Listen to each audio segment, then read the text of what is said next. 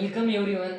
आज का जो हमारा टॉपिक होगा live stock production and management. इस सब्जेक्ट के अंदर हम कुछ टर्म्स देखेंगे। आप सभी को पता है कौन सा भी अगर हमें सब्जेक्ट अच्छी ग्रिप अगर लेनी है तो टर्मिनोलॉजी हमें समझना बहुत ज़्यादा इंपॉर्टेंट होता है। अगर हमें टर्म्स अच्छे से अगर समझ में आए तो हम उस टॉपिक को ग्रिप जो है वो ले सकते हैं।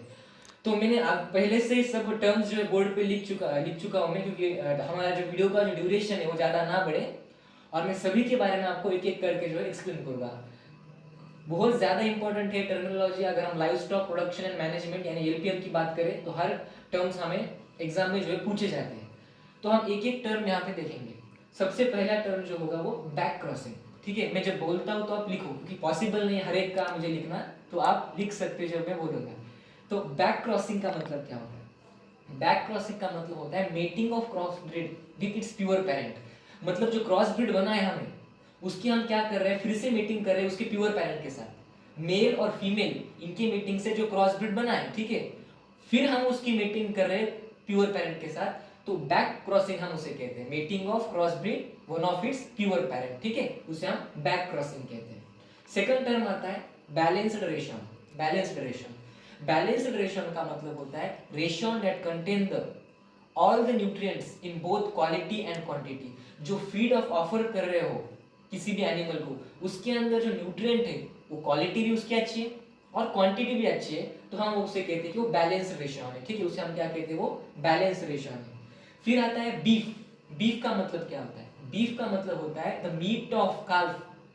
क्या होता है बीफ का मतलब? द मीट ऑफ काल्फ, ठीक है, तो उसे हम बोलते हैं बीफ। फिर आता है ब्रीड।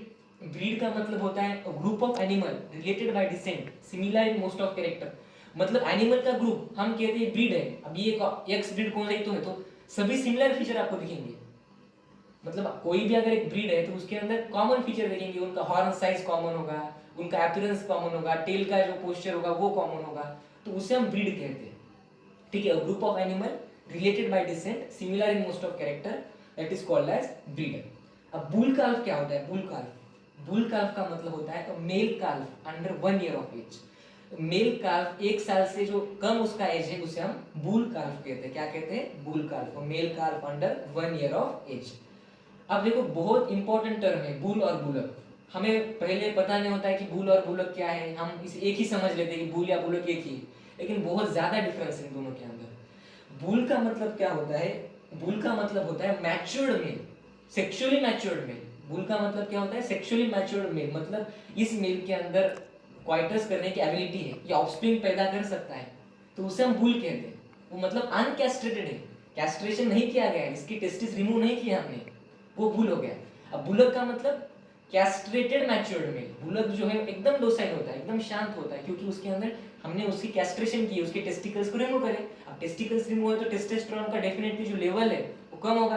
तो बुलक जो होता है वो डोसाइल होता है, शांत होता है कंपैरेटिवली बुल, क्योंकि बुल जो होता है वो अनकैस्ट्रेटेड मैच्योर्ड मेल होता है, यानी उसके अंदर फाइटस करने की एबिलिटी होती है, ऑफस्प्रिंग पैदा करने की एबिलिटी होती है। लेकिन बुलक ये कैस्ट्रेटेड नहीं, ये अन जो बुलक होता है वो कैस्ट्रेड मेल होता है। ठीक है, बुल अनकैस्ट्रेड होता है और बुलक कैस्ट्रेड होता है।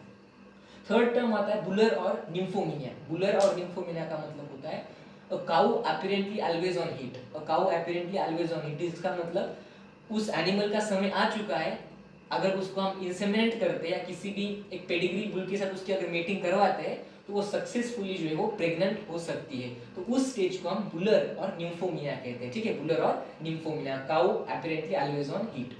उसके बाद आता है काल्फ स्टार्टर। ठीक है, काल्फ स्टार्टर, काल्फ स्टार्टर का मतलब होता है concentrate feed offer to young calf. मतलब वो जो काल्व है, ठीक है, काल्फ है, देखो कंफ्यूज मत होना काल्व और काल्फ के अंदर। काल्फ का ही प्लूरल वर्ड काल्व होता है। ठीक है, मतलब आप समझोगे यार काल्फ अलग होता है, काल्व अलग होते हैं, तो नहीं, ये प्लूरल वर्ड होता है काल्फ का। तो काल्फ स्टार्टर का मतलब क्या होता है? फीड ऑफर, जब 2 वीक के बाद, जब वो उसकी बर्थ होती है 2 वीक के बाद उसको हम फीड जब देते हैं, जब हम मिल्क फीडिंग, जब मिल्क फीडिंग के साथ साथ उसे आर्टिफिशियली दूसरा फीड देते हैं तो उसे हम काल्फ स्टार्टर कहते हैं। फिर कास्टिंग। अब कास्टिंग का मतलब होता है जब हम वेरियस सर्जिकल ऑपरेशंस करते हैं, जब ट्रीटमेंट करना होता है तो हमें एनिमल को नीचे गिराना पड़ता है, थ्रो करना पड़ता है। ठीक है, हम उसे रस्सी के माध्यम से टेक्निक से हम बांधते हैं, फिर एनिमल नीचे गिरता है और हमारा जो प्रोसेस है, जो सर्जिकल एक्टिविटी हम करते हैं, यानी कास्टिंग का मतलब होता है throwing down animal. Throwing down animal for various purpose, क्योंकि एनिमल ह्यूमन तो नहीं है, अगर ह्यूमन का ट्रीटमेंट हमें करना पड़ा तो हम बोलते यार सो जा तेरा ट्रीटमेंट मैं करूंगा, लेकिन ये एनिमल है तो हमें यहाँ पे खुद करना पड़ता है, इसे हमें खुद गिराना पड़ता है और खुद इसका ट्रीटमेंट करना पड़ता है। तो एनिमल को थ्रो करना फॉर वेरियस पर्पस, ट्रीटमेंट के लिए वगैरह, ऑपरेशन के लिए, उसे हम कास्टिंग कहते हैं, ठीक है। फिर टर्म आता है कैस्ट्रेशन। कैस्ट्रेशन के बारे में तो सबको पता होता है, ठीक है। कैस्ट्रेशन का मतलब होता है टेस्टिकल्स को जो हम रिमूव करते हैं या अनडिसेंड करते हैं यहाँ पे। उसके बाद आता है चैलेंज फीडिंग। चैलेंज फीडिंग का मतलब क्या होता है? चैलेंज फीडिंग का मतलब क्या होता है? हम हायर लेवल ऑफ कॉन्सेंट्रेट देते हैं किसी भी काऊ को, उसका जो मिल्क है, उसका जो प्रोडक्शन है वो ज्यादा हो, वो बहुत ज्यादा हो, इसलिए हम उसे ज्यादा से ज्यादा कॉन्सेंट्रेट ऑफर करते, ज्यादा से ज्यादा फीड उससे ऑफर करते, कंटिन्यूअसली हम उसे प्रॉपर फीड देते हैं ताकि उससे हमें जो प्रोडक्शन मिलने वाला है वो ज्यादा हो, तो उसे हम चैलेंज फीडिंग कहते हैं। तो कीवॉन और मटन, ये दो वर्ड्स का अगर मैं बात करूं तो कीवॉन का मतलब होता है the meat of goat. Chevon का मतलब क्या होता है? The meat of goat. और मटन का मतलब होता है द मीट ऑफ शीप। आपको लगता होता है मटन का मतलब होता है द मीट ऑफ गोट, लेकिन नहीं, कीवॉन का मतलब होता है मीट ऑफ गोट और मटन का मतलब होता है द मीट ऑफ शीप, ठीक है। फिर आता है डैम। डैम मतलब female parent of calf. Male और फीमेल के अंदर दोनों उसके जो पेरेंट है, तो फीमेल पेरेंट को हम डैम कहते हैं, उस काल्फ के मम्मी को हम डैम कहते हैं, ठीक है। तो female parent, the female parent of काल्फ is called dam. फिर आता है डी टिकिंग। डी टिकिंग का मतलब क्या होता है? जो एक्सटर्नल पैरासाइट होते हैं एनिमल की बॉडी सरफेस के ऊपर, जो लाइस हो गया, टीस हो गया, जो एक्सटर्नल पैरासाइट होते हैं, माइट्स वगैरह, इनको रिमूव करना, उसे हम डी टिकिंग कहते हैं, removal of external parasite from the surface of animal body. फिर डीवॉर्मिंग। डीवॉर्मिंग का मतलब जो इंटरनल पैरासाइट होते हैं, जो गैस्ट्रोइंटेस्टाइनल ट्रैक्ट के अंदर पैरासाइट होते हैं।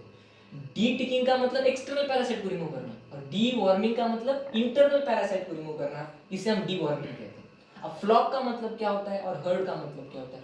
फ्लॉक का मतलब होता है group of poultry bird, sheep, goat, तो इनके ग्रुप को हम क्या बोलते हैं? फ्लॉक। अगर कभी गोट का जो ग्रुप जा रहा है तो आप हर्ड नहीं कहना, आप फ्लॉक कहना। शिप का ग्रुप जा रहा है तो आप उसे फ्लॉक कहना। पोल्ट्री बर्ड का ग्रुप है तो फ्लॉक कहना। फिर हर्ड किसके ग्रुप को कहते हैं? तो हर्ड हम जो है कैटल के, काऊ के, इसके बेसिकली ग्रुप को क्या कहते हैं? हम हर्ड कहते हैं, ठीक है। ग्रुप ऑफ बफेलो हो गया, कैटल हो गया, उसे हम हर्ड कहते हैं। अब फ्री मार्टिन। अब फ्री मार्टिन मतलब क्या होता है यार? दो काल पैदा हुए किसी भी एनिमल के अंदर, तो उसके अंदर क्या होता है? जो मेल जो होता है ना, मेल बुल, वो हेल्दी होता है, वो अच्छा होता है, लेकिन जो फीमेल काल्फ होता है वो स्टेराइल होता है। तो ऐसे दो बनना, एक मेल और एक फीमेल, जिसके अंदर मेल जो होगा वो प्रॉपर होगा, वो हेल्दी होगा, और जो फीमेल होगा वो स्टेराइल होगा, तो उससे हम फ्री मार्टिन कहते हैं। उस स्टेराइल फीमेल को हम क्या कहते हैं? फ्री मार्टिन कहते हैं, ठीक है। फिर हाइफर को हम बोलते हैं स्टेराइल फीमेल। फ्री मार्टिन के दरमियान जो स्टेराइल फीमेल बनती है उसी को हम हाइफर कहते हैं। और उसके बाद हर्ड के बारे में मैंने बताया आपको, आप डबल आया वर्ड कि ग्रुप ऑफ कैटल और buffalo. Pedigree bull. Pedigree bull का मतलब होता है जिसकी एंसेस्ट्री बेस्ट है, एंसेस्ट्रल रिकॉर्ड उस बुल का बेस्ट है। अगर उस बुल की अगर हम मीटिंग करवाते हैं किसी भी फीमेल पेरेंट से, तो वो उसका जो प्रोडक्शन होगा वो बेस्ट होगा, तो उस बुल को हम पेडिग्री बुल कहते हैं, जिसकी एंसेस्ट्रल रिकॉर्ड अच्छा है। फर्टिलिटी। फर्टिलिटी का मतलब पोटेंशियल एबिलिटी। फर्टिलिटी का मतलब क्या होता है? Ability of animal to produce large number of living eggs. किसी भी एनिमल का ज्यादा से ज्यादा ऑफस्प्रिंग पैदा करने की जो क्षमता है उसी को हम फर्टिलिटी कहते हैं, ठीक है, उसे हम फर्टिलिटी कहते हैं। उसके बाद यू क्या टर्म आता है? यू का मतलब क्या होता है? यू मतलब the female animal of sheep. The female animal of sheep is called you. फिर रेशॉन। रेशॉन का मतलब होता है पूरे 24 आवर के अंदर आपने क्या क्या उसे फीड दिया उस एनिमल को, उसी को हम रेशॉन कहते हैं, ठीक है। फिर स्क्रब बुल। स्क्रब बुल जो होता है एक non describe type of stray village है, मतलब जो भटकते प्राणी, जिसको कोई प्रॉपर मैनेज नहीं करता है, जो इधर उधर से भटकते रहते हैं, तो नॉन डिस्क्रिप्ट टाइप ऑफ जो विलेज बुल होता है उसे हम स्क्रब बुल कहते हैं, ठीक है। अब साइर का मतलब क्या होता है? साइर का मतलब होता है द मेल पेरेंट ऑफ काल्फ। जैसे डैम का मतलब क्या था? फीमेल पेरेंट ऑफ काल्फ, उसकी मम्मी काल्फ की। वैसे ही साइर का मतलब क्या होता है? मेल पेरेंट ऑफ काल्फ, उसके पप्पा, ठीक है। फिर आता है वीनिंग। वीनिंग का मतलब होता है कि काल्फ को सेपरेट करना, काल्फ को उसके मदर से सेपरेट करना, आर्टिफिशियली फीड करना, उसे वीनिंग कहते हैं। उसे हम क्या कहते हैं? वीनिंग कहते हैं। Separation of काल्फ from cow and feeding artificially, उसे हम वीनिंग कहते हैं। विडर का मतलब क्या होता है? विडर का मतलब होता है कैस्ट्रेटेड शीप। ये बहुत इंपॉर्टेंट टर्म है। विडर का मतलब क्या होता है? Castrated sheep, weeder. ब्रीडिंग आपका मतलब क्या होता है? ब्रीडिंग आपका मतलब होता है कि आप नॉन डिस्क्रिप्टिव ब्रीड, मतलब नॉन डिस्क्रिप्टिव ब्रीड का अपने प्रॉपर जेनेटिकली सुपीरियर ब्रीड के साथ मीटिंग कर रहे हो।